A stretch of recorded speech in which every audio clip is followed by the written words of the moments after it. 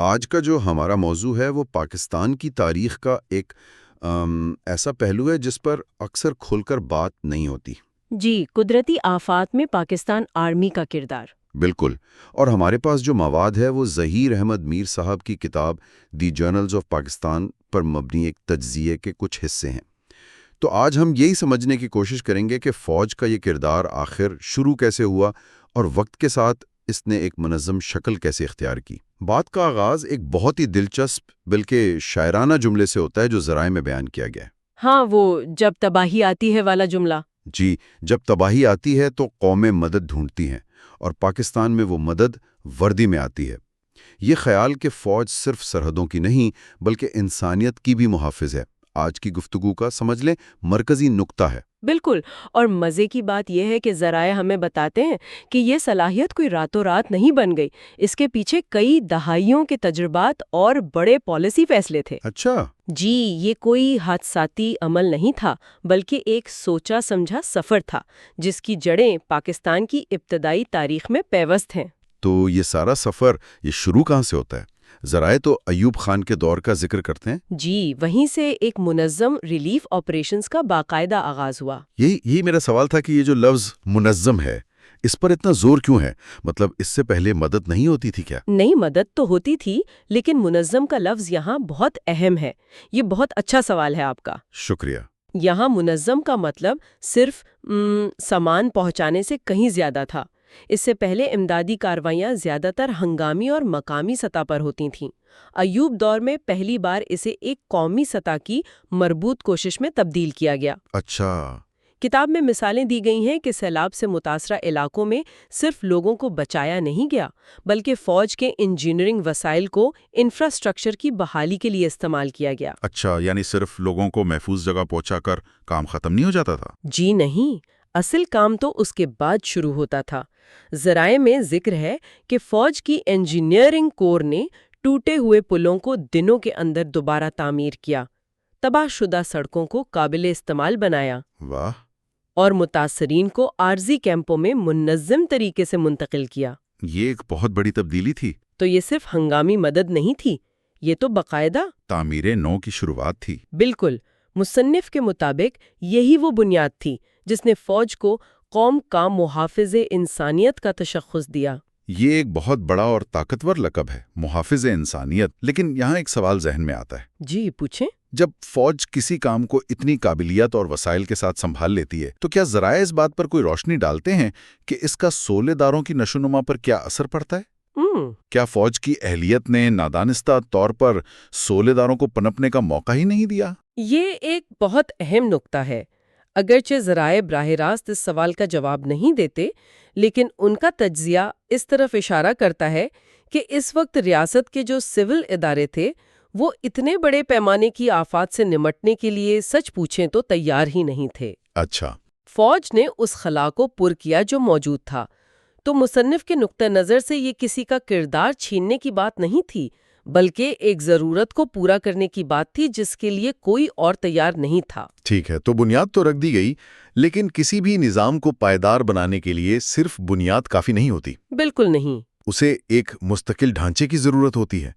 کیا ذرائع اس بارے میں بتاتے ہیں کہ یہ ڈھانچہ کب اور کیسے بنا؟ جی، اور یہیں سے کہانی کا دوسرا اور شاید زیادہ اہم حصہ شروع ہوتا ہے۔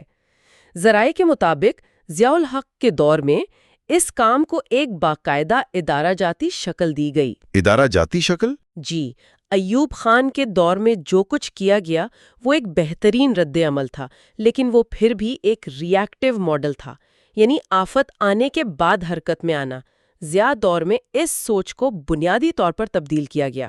اچھا، تو اگر میں صحیح سمجھا، ایوب دور کا ماڈل ایسا تھا جیسے گھر میں آگ لگنے پر محلے والے بالٹیوں سے پانی پھینکنا شروع کر دیں، یعنی ایک ہنگامی اور فوری رد عمل۔ ہاں ہاں ہاں، کیا خوبصورت مثال دی ہے آپ نے۔ جبکہ ضیاء دور میں باقاعدہ فائر بریگیڈ کا نظام بنایا گیا جس میں ٹریننگ، آلات اور ایک مستقل ٹیم شامل تھی جو آگ لگنے کا انتظار نہیں کرتی بلکہ ہر وقت تیار رہتی ہے۔ بالکل یہی فرق تھا۔ اب حکمت عملی صرف رد عمل پر نہیں بلکہ تیاری اور تخصص یعنی اسپیشلائزیشن پر مرکوز تھی۔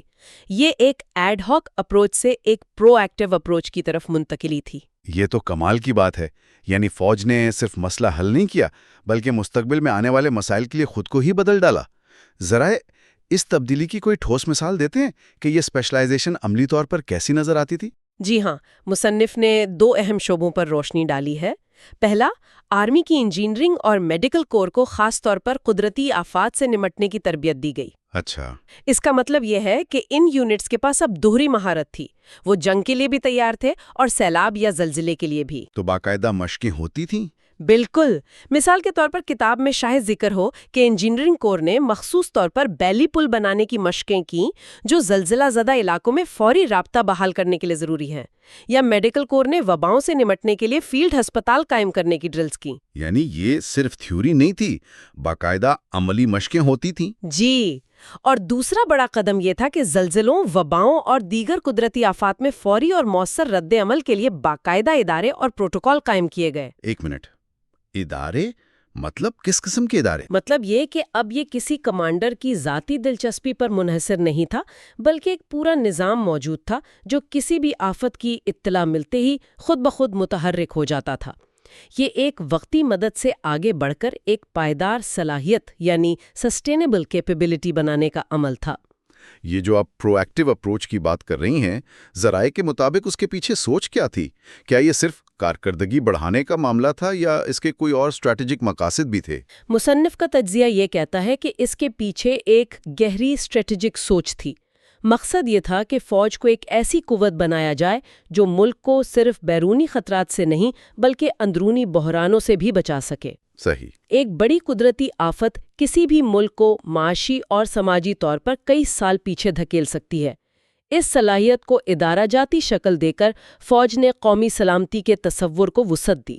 یہ صرف سرحدوں کی حفاظت نہیں تھی بلکہ قوم کی بقا اور استحکام کی حفاظت تھی۔ تو ہم نے 2 ادوار دیکھے، ایک میں بنیاد رکھی گئی، دوسرے میں اس پر ایک منظم اور پائیدار عمارت کھڑی کی گئی۔ ذرائع میں مصنف ظہیر احمد میر کے نقطہ نظر کو حقیقت پسندانہ اور محب وطن کہا گیا ہے۔ ان الفاظ کا کیا مطلب ہے؟ ان 2 الفاظ میں مصنف کے پورے تجزیے کا نچوڑ ہے۔ حقیقت پسندانہ اس لیے کہ وہ اس کردار کو جذباتی انداز میں نہیں دیکھتے، وہ اسے قومی تعمیر یعنی نیشن بلڈنگ کا ایک عملی اور ضروری حصہ سمجھتے ہیں۔ ان کے نزدیک یہ کوئی احسان نہیں بلکہ ایک ضرورت ہے۔ جب ریاست کے دیگر ادارے کسی بڑی آفت کے سامنے کمزور پڑ جاتے ہیں تو فوج کا منظم ڈھانچہ اور وسائل ملک کو مکمل طور پر بکھرنے سے بچاتے ہیں۔ اور یہ جو محب وطن کا پہلو ہے، خالص جذبے سے دیکھتی ہیں۔ وہ اسے فوج کے ان گنت مثبت کرداروں میں سے ایک شمار کرتی ہیں جو دفاعی مینڈیٹ سے باہر ہے لیکن قومی سلامتی کے لیے اتنے ہی اہم ہے۔ اچھا۔ اور ذرائع میں ایک جگہ مصنف نے بڑی زبردست بات لکھی ہے۔ وہ کہتے ہیں کہ فوج کی انجینئرنگ کور نے صرف ملک کے دریاؤں کا رخ نہیں موڑا بلکہ کئی بار قوم کی تقدیر کا رخ بھی موڑا۔ یہ جملہ اس دور کی پوری کہانی بیان کرتا ہے۔ واہ، یہ تو بہت گہری بات ہے۔ تو یہ کہانی صرف مدد کرنے کی نہیں بلکہ ایک ادارے کے ارتقاء کی ہے جس نے ضرورت کے تحت اپنی صلاحیتوں کو ایک نئی اور غیر روایتی سمت میں پروان چڑھایا۔ جی، یہ انفرادی بہادری سے زیادہ ایک ادارہ جاتی ذہانت کی کہانی لگتی ہے۔ آپ نے بالکل صحیح نتیجہ اخذ کیا۔ یہ ایک شعوری ارتقاء تھا۔ ایوب خان کے دور میں عملی تجربے سے سیکھا گیا اور ضیاء الحق کے دور میں اس تجربے کو ایک باقاعدہ نظام اور ڈاکٹرن میں بدل دیا گیا۔ یہ ضرورت اور تجربے کی بنیاد پر آگے بڑھنے والا ایک سفر تھا جو آج بھی جاری ہے۔ تو آج ہم نے دیکھا کہ کس طرح پاکستان آرمی کا قدرتی آفات میں کردار ایوب خان کے دور میں منظم کوششوں سے شروع ہوا اور ضیاء الحق کے زمانے میں ایک جدید اور پرو ایکٹیو ادارے کی شکل اختیار کر گیا۔ بالکل۔ یہ صرف مدد کرنے کی کہانی نہیں بلکہ ضرورت کے تحت صلاحیت اور نظام بنانے کی بھی ایک غیر معمولی داستان ہے۔ بالکل۔ اور یہاں ایک سوچنے کی بات یہ ہے جس کا ذکر ذرائع میں براہ راست نہیں ہے لیکن ان سے یہ سوال ضرور ابھرتا ہے۔ وہ کیا؟ جب کوئی ادارہ جو بنیادی طور پر دفاع کے لیے بنایا گیا ہو انسانی آمداد میں اس قدر گہری اور منظم مہارت حاصل کر لیتا ہے تو یہ اس ادارے کے کردار اور قوم کے ساتھ اس کے تعلق کے بارے میں کیا بتاتا ہے؟ یہ ایک زبردست موازنہ ہے کیونکہ یہ صرف حکمت عملی کا فرق نہیں دکھاتا، تو پھر کس چیز کا فرق دکھاتا ہے؟ یہ سوچ اور فلسفے کا فرق بھی واضح کرتا ہے۔ مطلب یہ ہمیں بتاتا ہے کہ تحفظ یا دفاع کے معنی وقت کے ساتھ کیسے بدل جاتے ہیں؟ بہت خوب. تو آئیے اس سفر کا آغاز ماضی سے کرتے ہیں. اکتوبر 2005. 2005 کا زلزلہ. جی، کتاب اسے پاکستان کی تاریخ کا سب سے بڑا زلزلہ کہتی ہے. ایک ایسی آفت جس نے چند لمحوں میں سب کچھ تہس نہس کر دیا تھا. یقینا. اور ایسے میں رد عمل کی رفتار اور پیمانہ ہی سب کچھ ہوتا ہے. جب آپ کا مواصلاتی نظام ٹوٹ چکا ہو، سڑکیں زمین کا حصہ نہ رہی ہوں، تو پھر آپ کا سب سے بڑا ہتھیار افرادی قوت ہی ہوتی ہے. بالکل. کتاب میں ایک جملہ ہے جو اس وقت کی پوری کیفیت کو مجھے لگتا ہے سمیٹ لیتا ہے. ہیلی کاپٹرز آسمانوں سے امید بن کر اترے. واہ. لیکن یہ صرف فضائی کارروائیوں کی بات نہیں تھی. کتاب اس دور کی حکمت عملی کو زمینی سطح پر بیان کرتی ہے. اچھا، وہ کیسے؟ اس میں بتایا گیا ہے کہ کس طرح ہزاروں فوجی جوانوں کو فوری طور پر متاثرہ علاقوں میں تعینات کیا گیا. ان کا کام صرف ملبہ ہٹانا نہیں تھا، بلکہ ایک تباہ شدہ معاشرے کو دوبارہ اپنے پیروں پر کھڑا کرنا تھا. یہ نقطہ بہت اہم ہے. ہم یہاں صرف چند ٹرک راشن بھیجنے کی بات نہیں کر رہے ہیں. نہیں، بالکل نہیں. کتاب کے مطابق یہ تاریخ کی سب سے بڑی لاجسٹیکل کارروائیوں میں سے ایک تھی. اب تصور کریں، چند مہینوں کے اندر سینکڑوں کلومیٹر سڑکیں دوبارہ تعمیر کی گئیں، جو عام حالات میں شاید دہائیوں کا کام لگتا ہے. جی ہاں. درجنوں فیلڈ ہاسپٹل قائم کیے گئے، جہاں صرف ابتدائی طبی امداد نہیں بلکہ بڑے آپریشنز بھی ہو رہے تھے.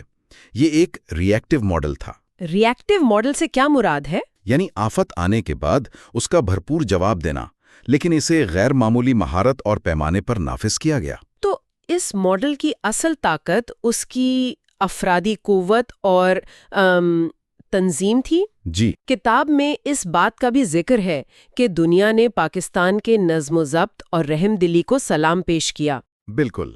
یعنی اس وقت کے چیلنجز کے لیے یہ طریقہ کار نہ صرف مؤثر تھا بلکہ اسے عالمی سطح پر بھی ایک مثال تسلیم کیا گیا.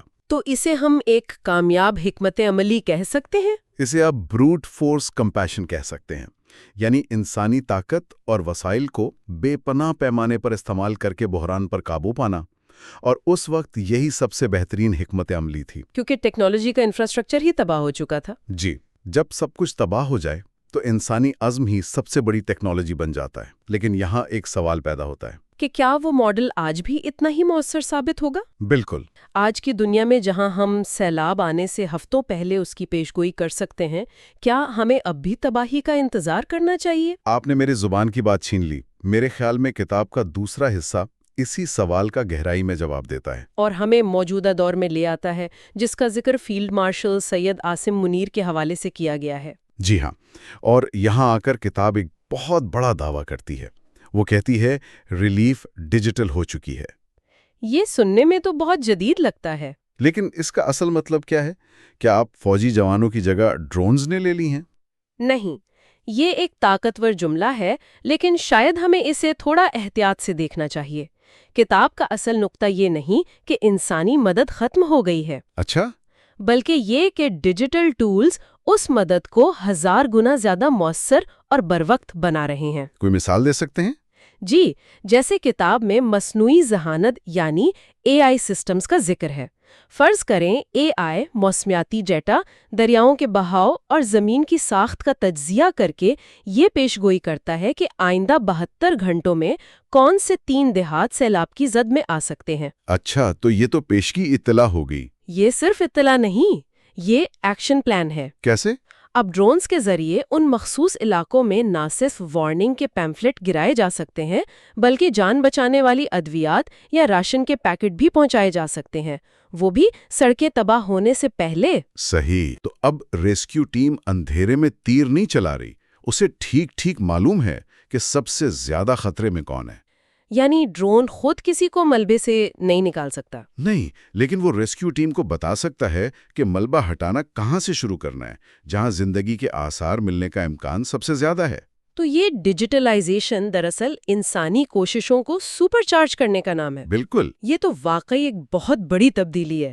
اس کے ساتھ ہی کتاب میں گرین پاکستان انیشیٹو کا بھی ذکر ہے جی، اور اسے قدرتی آفات کے خلاف ایک نئے دور کا آغاز قرار دیا گیا ہے۔ کیا یہ صرف درخت لگانے کی ایک مہم ہے یا اس کے پیچھے بھی کوئی گہری سوچ ہے؟ یہاں آ کر ہمیں اس پوری حکمت عملی کا سب سے انقلابی پہلو نظر آتا ہے۔ وہ کیا ہے؟ یہ رد عمل یعنی ری ایکشن سے پیش بندی یعنی پرو ایکشن کی طرف سفر ہے۔ اچھا، اس کی تھوڑی وضاحت کریں۔ دیکھیں، 2005 میں سوال تھا تباہی کے بعد کیا کرنا ہے۔ کتاب کے مطابق آج سوال یہ ہے کہ تباہی کو شدید ہونے ہی کیوں دینا ہے؟ تو گرین پاکستان انیشیٹو اس سوال کا جواب ہے؟ جی، یہ صرف ماحولیاتی مہم نہیں بلکہ یہ موسمیاتی تبدیلی کے خلاف دفاع کی پہلی لکیر قائم کرنے کی کوشش ہے۔ دفاع کی پہلی لکیر، یہ تو بہت بڑا دعویٰ ہے۔ جب آپ لاکھوں درخت لگاتے ہیں تو آپ صرف ماحول کو بہتر نہیں بنا رہے، آپ زمین کو کٹاؤں سے بچا رہے ہیں، آپ سیلاب کے پانی کو جذب کرنے کی صلاحیت بڑھا رہے ہیں اور آپ خشک سالی کے اثرات کو کم کر رہے ہیں۔ یہ تو قومی سلامتی کی پوری تعریف ہی بدل دینے والی بات ہے۔ بالکل، اور کتاب کا اگلا جملہ اسی کی تصدیق کرتا ہے۔ لکھا ہے، یہ فوج اب زمین ہی نہیں، موسمیاتی خطرات سے بھی وطن کا دفاع کر رہی ہے۔ یعنی قومی سلامتی اب صرف سرحدوں اور ہتھیاروں کا نام نہیں رہی۔ اب ماحولیاتی عدم استحکام بھی اتنا ہی بڑا خطرہ ہے جتنا کوئی روایتی فوجی خطرہ۔ یہ ایک مکمل پیراڈائم شفٹ ہے۔ پیراڈائم شفٹ یعنی صرف طریقہ کار نہیں بدلا بلکہ مسئلے کو دیکھنے کا پورا نظریہ ہی الٹ گیا ہے۔ تو اگر ہم ان دونوں ادوار کا موازنہ کریں، ایک طرف 2005 کی وہ تصویر ہے جہاں ہزاروں فوجی جوان اپنے ہاتھوں سے ملبہ ہٹا رہے ہیں اور سڑکیں بنا رہے ہیں۔ جی، اور دوسری طرف آج کی تصویر ہے جہاں ایک فوجی ایک کنٹرول روم میں بیٹھ کر ڈرون اور اے آئی کی مدد سے ممکنہ تباہی کو روکنے کی کوشش کر رہا ہے۔ بالکل، مقصد ایک ہی ہے لیکن طریقہ کار میں زمین آسمان کا فرق ہے۔ آپ نے بہت خوبصورتی سے اس فرق کو بیان کیا ہے۔ اصل میں یہ صرف حکمت عملی کی تبدیلی نہیں، یہ ذمہ داری کی تعریف بدلنے کے مترادف ہے۔ وہ کیسے؟ کتاب کے مطابق پہلے فوج کی ذمہ داری تھی کہ وہ طوفان کے بعد گھر بنائے، اب فوج کی ذمہ داری یہ بن رہی ہے کہ وہ طوفان کو ہی کمزور کر دے۔ یہ محافظ کے کردار کی ایک بالکل نئی تشریح ہے۔ جی بالکل۔ لیکن اس ساری ٹیکنالوجی اور نئی سوچ کے باوجود کیا وہ بنیادی جذبہ اب بھی وہی ہے؟ میرے خیال میں کتاب کا سب سے طاقتور پیغام یہی ہے کہ جذبہ وہی ہے۔ اچھا، اس میں ایک جگہ لکھا ہے جب زمین لرزتی ہے یا دریا بھپھرتے ہیں، فوج قوم کے لیے امید بن جاتی ہے۔ یہ جذبہ 2005 میں بھی تھا اور آج بھی ہے۔